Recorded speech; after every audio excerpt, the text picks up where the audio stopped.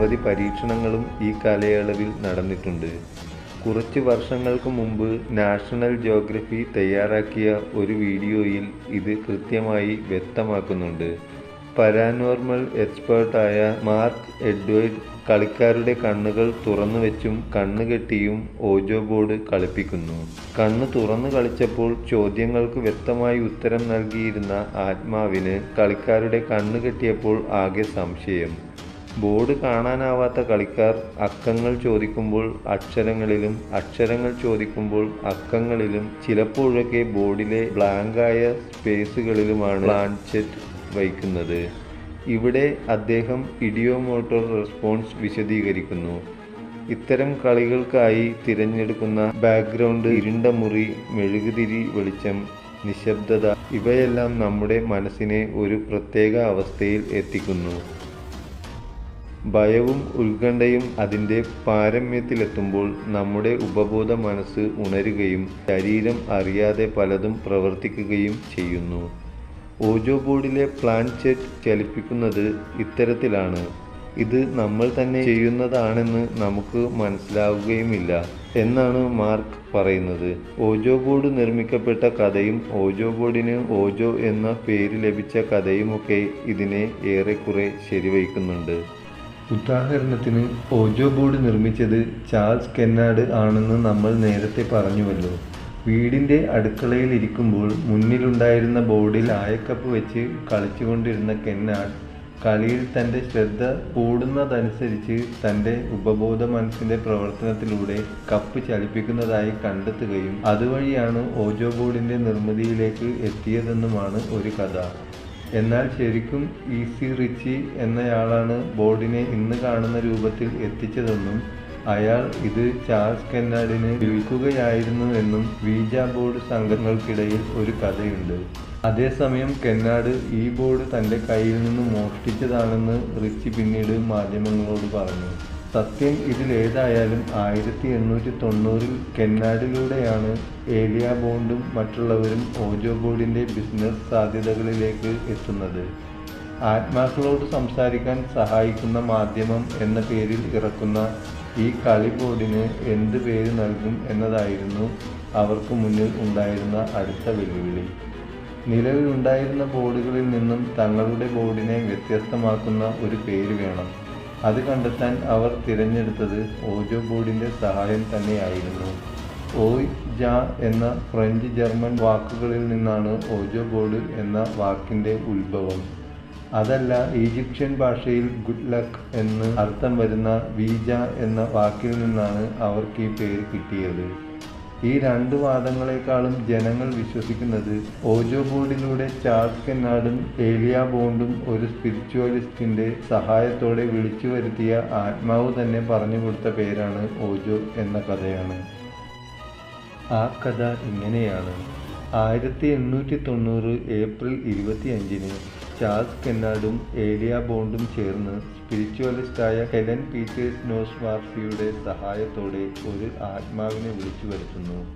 ബോർഡിനെ എന്താണ് വിളിക്കാൻ ആഗ്രഹിക്കുന്നത് എന്ന ഹെലൻ്റെ ചോദ്യത്തിന് ബോർഡ് ഓജോ എന്നും ആ വാക്കിൻ്റെ അർത്ഥം എന്താണ് എന്ന ചോദ്യത്തിന് ഗുഡ് ലക്ക് എന്നും മീഡിയേറ്ററിലൂടെ ഉത്തരം നൽകുന്നു. അങ്ങനെയാണ് ആ കളി ബോർഡ് ഓജോ ബോർഡ് ആവുന്നത്.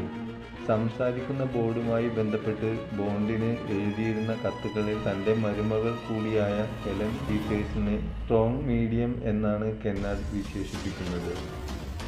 ഓജോ ബോർഡിൻ്റെ ആദ്യകാല സ്റ്റോക്ക് ഹോൾഡർ കൂടിയായ ഹെലൻ തന്നെയാണ് ബോർഡിൻ്റെ പേറ്റന്റ് ലഭിക്കുന്നതിൽ നിർണായക പങ്ക് വഹിച്ചതും.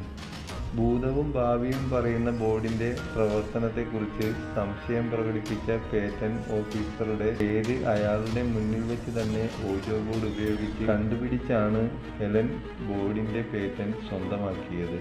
എന്നാൽ അവർ കാണാൻ പോകുന്ന പേറ്റന്റ് ഓഫീസറുടെ പേര് ഹെലന് അറിയാതിരിക്കുമോ എന്നാണ് മറ്റൊരു കൂട്ടരുടെ ചോദ്യം.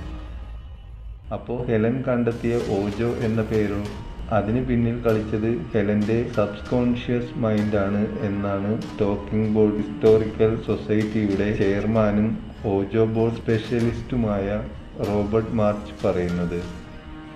വായന ഇഷ്ടപ്പെട്ടിരുന്ന ഹെലൻ്റെ ഇഷ്ട എഴുത്തുകാരി ഇംഗ്ലീഷ് നോവലിസ്റ്റും സ്ത്രീപക്ഷപാത ആക്ടിവിസ്റ്റുമായ ഔഡയായിരുന്നു. ഔഡയുടെ പേരെഴുതിയ ഒരു ലോക്കറ്റ് താൻ അന്ന് ധരിച്ചിരുന്നതായി ഹെലൻ പിന്നീട് പറഞ്ഞിട്ടുണ്ട്. അന്ന് ധരിക്കാൻ തിരഞ്ഞെടുത്ത ഔഡയുടെ ലോക്കറ്റ് ഹെലന്റെ ഉപബോധ മനസ്സിൽ പതിയുകയും കളിയുടെ ഇടയിൽ ഹെലന്റെ ഉപബോധ മനസ്സിൽ നിന്നും തനിക്കേറെ പ്രിയപ്പെട്ട ഔഡയുടെ പേര് പുറത്തു വരികയുമായിരുന്നു എന്നാണ് മർച്ച് പറയുന്നത്. ഔഡ എന്ന പേര് ഹെലൻ തെറ്റായി ഉച്ചരിച്ചതിലൂടെയാണ് ഓജോ എന്ന പേര് വന്നതെന്നാണ് മാർച്ച് പറയുന്നത്. പ്രദേശങ്ങൾ മാറുന്നതനുസരിച്ച് വാക്കുകളുടെ ഉച്ചാരണങ്ങളിലും മാറ്റം വരാറുണ്ടല്ലോ. വീജ ബോർഡ് വിയ ബോർഡും വിജി ബോർഡ് ഓജോ ബോർഡുമൊക്കെ ആയത് അങ്ങനെയാണല്ലോ. എന്നാൽ ഇതിൻ്റെ ശരിയായ ഉച്ചാരണം വീജ എന്നാണ്. എന്തായാലും ലോകത്തിൻ്റെ പല ഭാഗങ്ങളിലുമുള്ള വീജ ബോർഡ് സൊസൈറ്റികളും ഹെലൻ നോസ് വാക്തിയുടെ mother of the Ouija board എന്നാണ് വിളിക്കുന്നത്. ഓജോ ബോർഡുമായി ബന്ധപ്പെട്ട് ഹെലന്റെ പേര് കൂടി കൂട്ടിച്ചേർക്കാൻ തുടങ്ങിയിട്ട് കുറച്ച് വർഷങ്ങളേ ആയുള്ളൂ. ഒരു കേസുമായി ബന്ധപ്പെട്ട് ചാൾസ് കെന്നാർഡും ഏലിയ ബോണ്ടും പരസ്പരം അയച്ചിരുന്ന കത്തുകളിൽ നിന്നാണ് ഓജോ ബോർഡ് സംഘടനയായ ടോക്കിംഗ് ബോർഡ് ഹിസ്റ്റോറിക്കൽ സൊസൈറ്റി ഹെലനെ സംബന്ധിച്ച് വിവരങ്ങൾ കണ്ടെത്തിയതും പുറത്തുവിട്ടതും.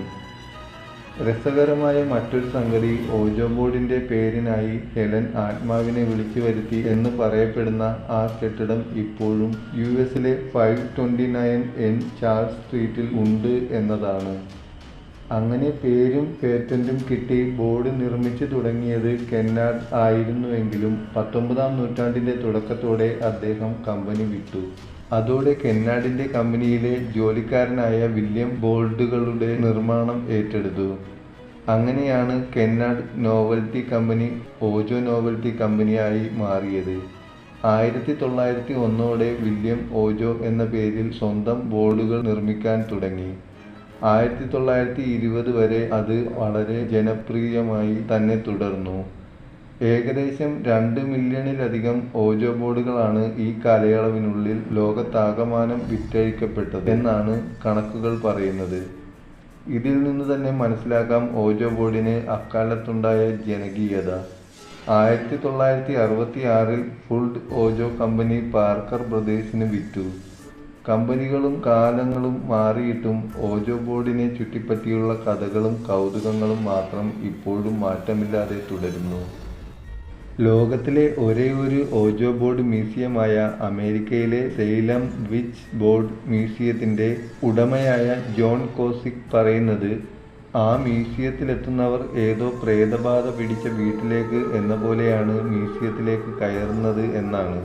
പലർക്കും ശ്വാസം മുട്ടലും അസ്വസ്ഥതകളും ഉണ്ടാവുന്നുവത്രേ. ഒരിക്കൽ മ്യൂസിയത്തിലേക്ക് വന്ന ഒരു യുവതി ഉള്ളിലേക്ക് എടുത്തുവെച്ച കാൽ അതേപടി പിന്നോക്കം വലിച്ച് വേഗത്തിൽ പോയെന്നും പിന്നാലെ ചെന്ന് അന്വേഷിച്ചപ്പോൾ ആരോ തന്നോട് പുറത്തു പോ എന്ന് ആക്രോശിച്ചു എന്നുമാണ് അവർ പറഞ്ഞതെന്നും ജോൺ പറയുന്നു. എന്നാൽ ഇതൊക്കെ മനസ്സിൻ്റെ കളികളാണെന്നും പ്രേതകഥകൾ വിശ്വസിക്കുന്നവർക്ക് അതൊരു പ്രേതാലയവും മറിച്ച് ഓജോ ബോർഡ് കളക്ഷൻ കാണാനെത്തുന്നവർക്ക് ഇതൊരു കളിപ്പാട്ട മ്യൂസിയവുമാണെന്ന് ജോൺ കോസിക് പറയുന്നു. ഓജോ ബോർഡിൻ്റെ ആദ്യകാല പരസ്യങ്ങളിൽ ഉപയോഗിച്ചിരുന്ന ഒരു വാചകമുണ്ട്, കുട്ടികൾക്കും കുടുംബത്തിനുമൊപ്പം ഒരുമിച്ചിരുന്ന് സമയം ചെലവഴിക്കാൻ ഇതാ രസകരമായ പുതിയ കളി ബോർഡ്. കുട്ടിക്കാലത്ത് കേട്ടു വളർന്ന പ്രേതകഥകളും മരണത്തിന് ശേഷം എന്ത് എന്നറിയാനുള്ള അടങ്ങാത്ത ആഗ്രഹവും ഓജോ ബോർഡ് പ്രേതമായി വന്ന സിനിമകളും സ്പിരിച്വലിസ്റ്റുകളും എല്ലാം ചേർന്ന് കാലക്രമത്തിൽ ആ ബോർഡിനെ ഒരു പ്രേത ബോർഡാക്കി മാറ്റി. ഇന്നും ഭൂരിഭാഗം ആളുകളും ഓജോ ബോർഡ് കളിക്കുന്നത് ഒരു ആകാംക്ഷയുടെ പുറത്താണ്. കളിച്ചാൽ എന്ത് സംഭവിക്കും എന്നറിയാനുള്ള കൗതുകവും. എന്തായാലും ശാസ്ത്രവും യുക്തിയും ചരിത്രവും ഓജോ ബോർഡ് വെറുമൊരു കളിബോർഡ് എന്ന് പറയുമ്പോഴും ഇപ്പോഴും ഇതിലൂടെ ആത്മാവ് വരുമെന്നാണ് ചിലരെങ്കിലും വിശ്വസിക്കുന്നത്.